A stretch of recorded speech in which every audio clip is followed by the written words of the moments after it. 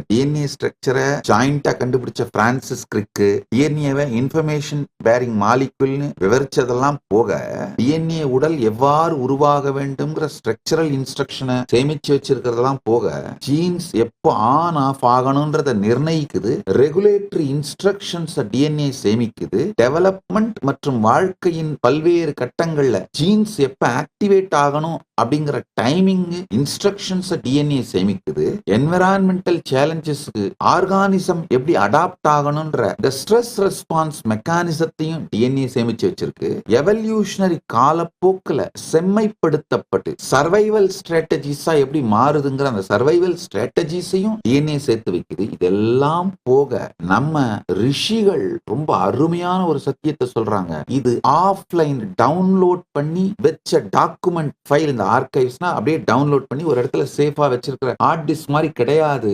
Google document மாதிரியா லைவா பிரபஞ்சத்து Akashic ரெக்கார்ட்ஸோட உங்களுக்கு கனெக்ட் பண்ணி விட்டுரும். லைவா நடக்கிற அப்டேட்டட் இன்ஃபர்மேஷன்ஸ் கூட உங்களால எடுத்து பார்த்துக்க முடியும்.